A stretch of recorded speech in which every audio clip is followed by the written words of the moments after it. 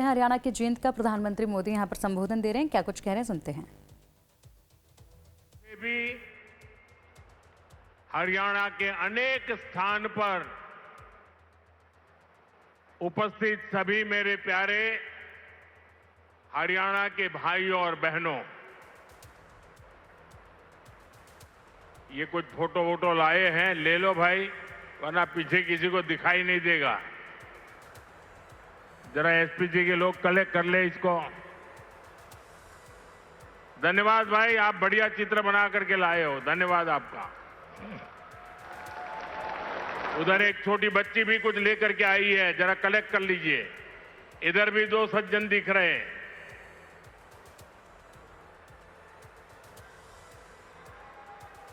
और फिर आराम से बैठ जाइए सब लोग। आपके प्यार के लिए, आपकी इस कला साधना के लिए मैं आप सबका धन्यवाद करता हूं जी। साथियों, जींद की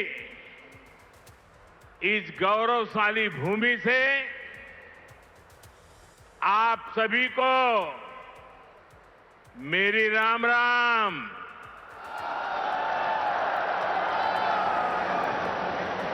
आज इस पवित्र धरती पर आकर मन गदगद हो गया है। यह कोई साधारण धरती नहीं से, यह धरती इतिहास, वीरता, धर्म और गौरव की धरती से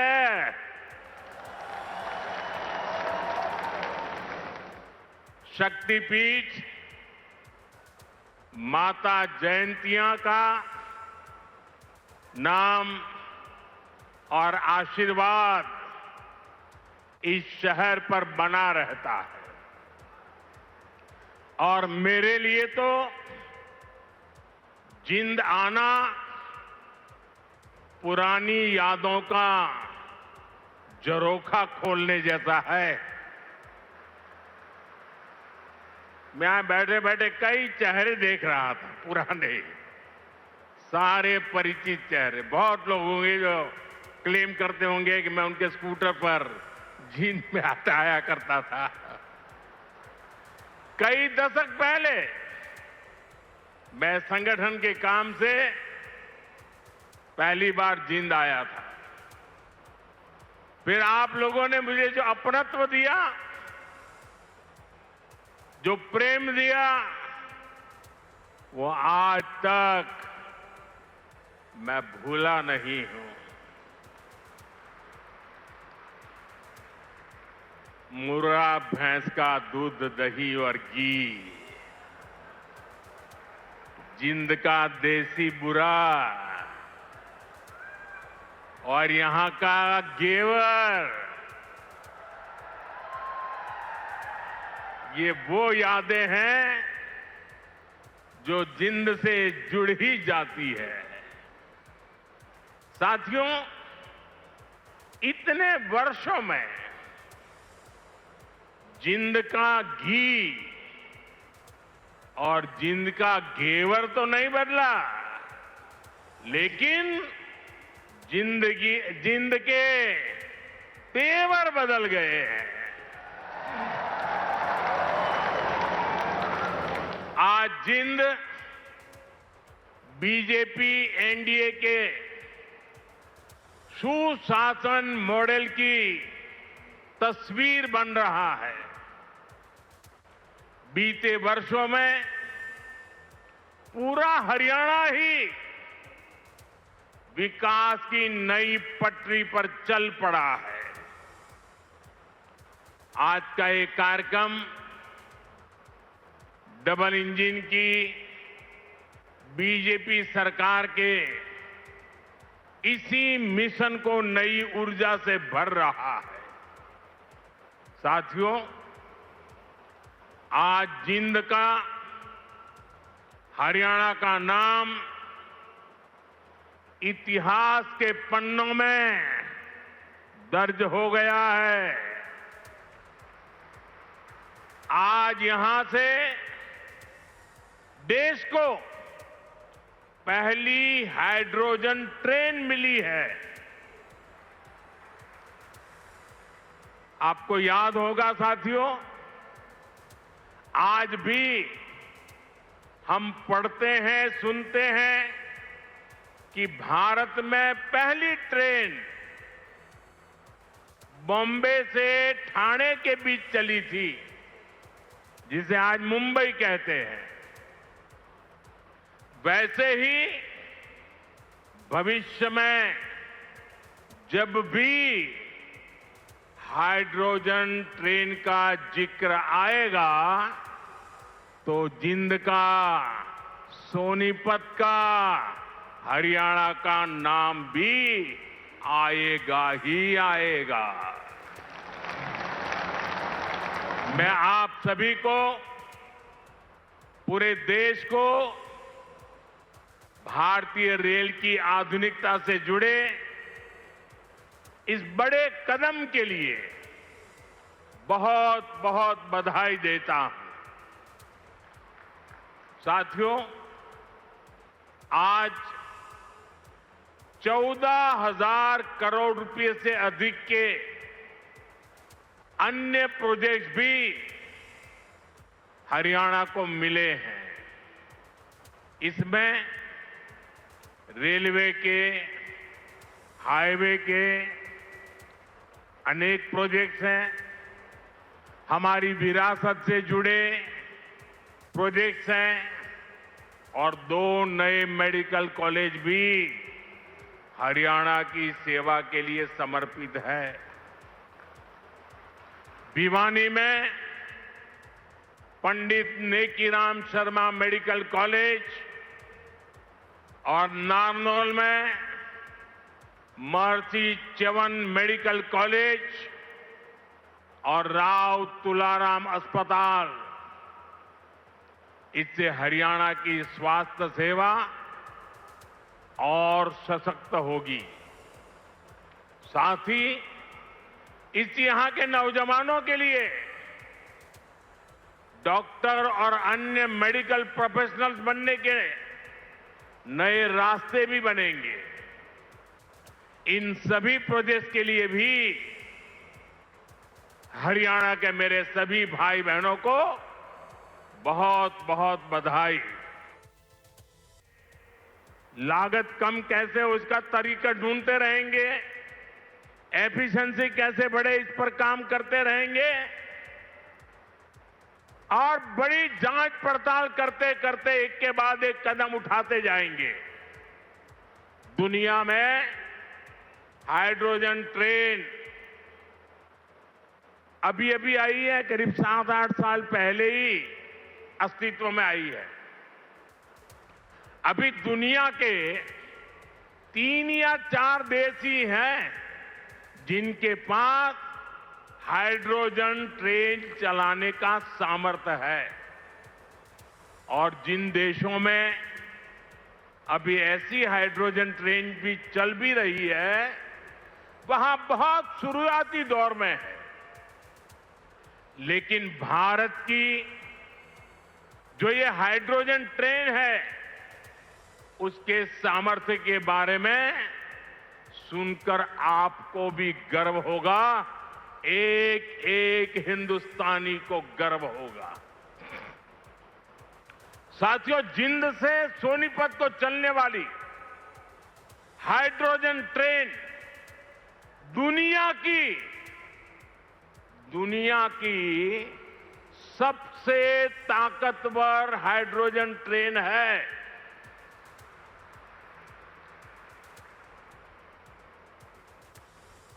ये हाइड्रोजन ट्रेन 3200 हॉर्स पावर की है, 3200 हॉर्स पावर। और सबसे ताकतवर ही नहीं, भारत की हाइड्रोजन ट्रेन सबसे लंबी भी है। दुनिया में जहां हाइड्रोजन ट्रेन चल रही है, वो 3 या 4 कोच वाली है और भारत ने पहली बार में सीधे 10 कोच वाली हाइड्रोजन ट्रेन चलाकर दुनिया में अपना झंडा गाड़ दिया है। साथियों, मैं आपको गर्व की एक और बात बताना चाहता हूं। भारत की यह हाइड्रोजन ट्रेन धुआं रहित तो है ही, ये मेक इन इंडिया का भी एक बहुत सफल उदाहरण है। इस हाइड्रोजन ट्रेन को भारत के ही इंजीनियर्स ने डिजाइन किया है, भारत की ही कंपनी ने इसको बनाया है। साथियों, यह हाइड्रोजन ट्रेन बाकी ट्रेनों से बिल्कुल अलग है। इसके लिए पूरा सिस्टम अलग चाहिए, पूरा इंफ्रास्ट्रक्चर अलग चाहिए। यहां जिंद में भी इसके लिए तमाम सारी व्यवस्थाएं बनाई गई है और साथियों, आने वाले समय में यहां हाइड्रोजन ट्रेन से जुड़ा और भी इंफ्रास्ट्रक्चर बनेगा। नई नई फैक्ट्रियां लगेगी जो हाइड्रोजन ट्रेन नेटवर्क की जरूरतों को पूरा करेगी। यानी इस ट्रेन से हरियाणा के नौजवानों के लिए रोजगार के अनेक नए अवसर बनने तय है। साथियों, पिछले 12 वर्षों में भारतीय रेल में जो ये बड़े बदलाव हुए, इससे भारत को एक और फायदा हुआ है। आप देख रहे हैं कि पिछले कई महीनों से पश्चिम एशिया में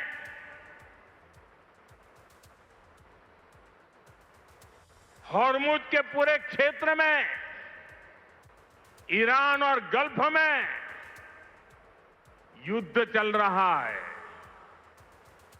और जिस समुद्री रास्ते से, हॉर्मुज से भारत बहुत बड़ी मात्रा में पेट्रोल, डीजल, एलपीजी गैस, हमारे किसानों के लिए खाद उसी रास्ते से आता है, उसी समुद्री मार्ग से आता है। लेकिन पिछले 3-4 महीनों से ये रास्ता निरंतर युद्ध का मैदान बन चुका है, संकटों से घिरा हुआ है। साथियों, अगर 2014 से पहले अगर ये स्थिति आती तो आज हिंदुस्तान का रेलवे का काम पूरा का पूरा ठप पड़ा गया होता, क्योंकि उस समय 2014 में देश का बहुत बड़ा हिस्सा था, ऐसा था जहां हमारी ट्रेनें सिर्फ और सिर्फ डीजल से चलती थी। अब आप सोचिए, अगर डीजल आना बंद हो गया होता और डीजल से चलने वाली ट्रेनें कैसे चलती, देश कितने बड़े संकट में आ जाता। लेकिन साथियों, 2014 की स्थिति नहीं है ये मोदी है।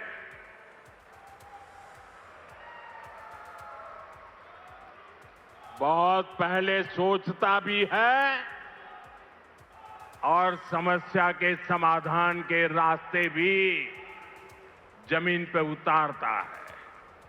आप सोचिए, भारतीय रेल के बिजलीकरण की शुरुआत, ये सुनकर के भी ये चौंक जाएंगे आप लोग।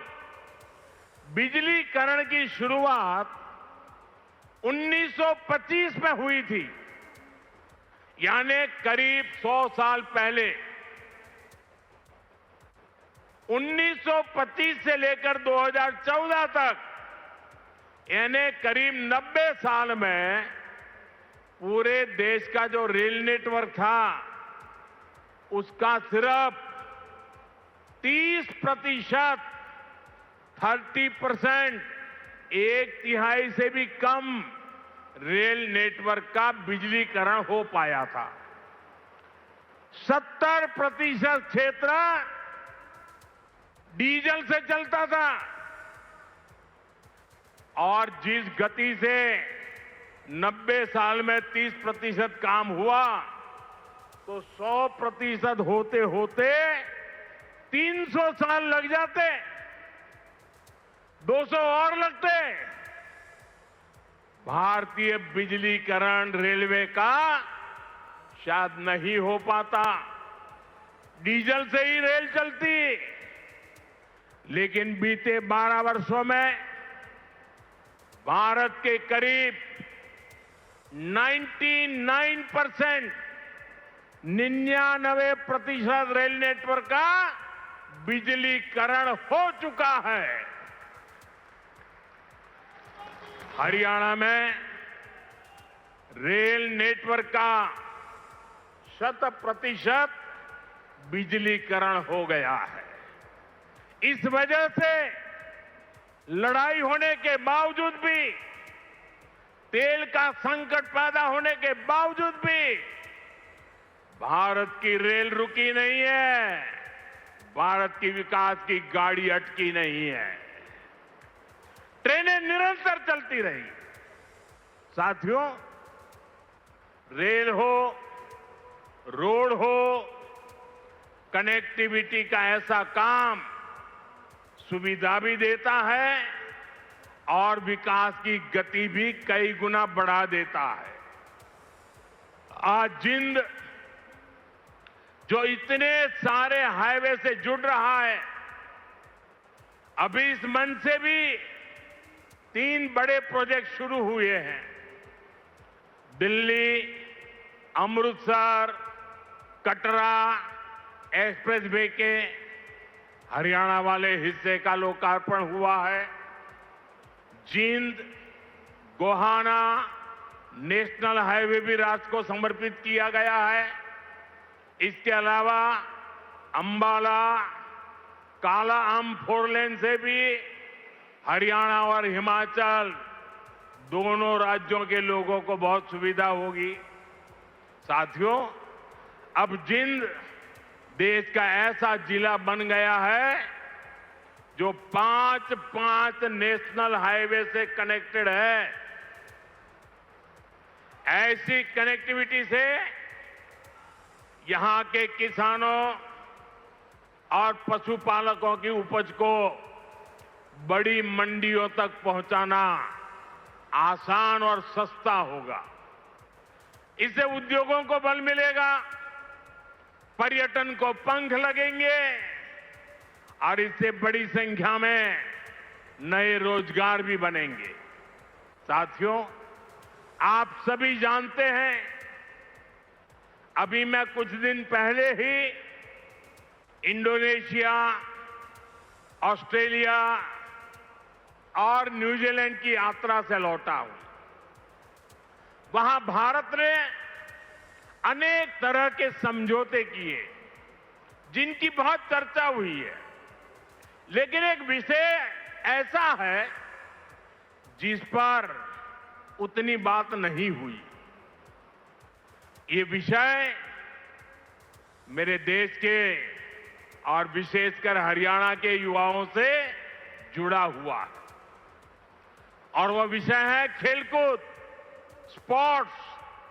साथियों, ऑस्ट्रेलिया और न्यूजीलैंड में वहां की सरकारों से स्पोर्ट्स को लेकर मेरी व्यापक चर्चा हुई है। इन दोनों देशों के साथ मिलकर आने वाले समय में हम स्पोर्ट्स इंडस्ट्री, खिलाड़ियों की ट्रेनिंग, ऐसे अनेक मामलों में बहुत सारा काम साथ मिलकर करने वाले हैं। इससे हरियाणा के युवाओं को भी बहुत लाभ होगा। साथियों, आज भारत में स्पोर्ट्स को फिटनेस और रोजगार का बड़ा माध्यम बनाया जा रहा है। हमारी सरकार ने नई नेशनल स्पोर्ट्स पॉलिसी खेलो भारत नीति भी बनाई है।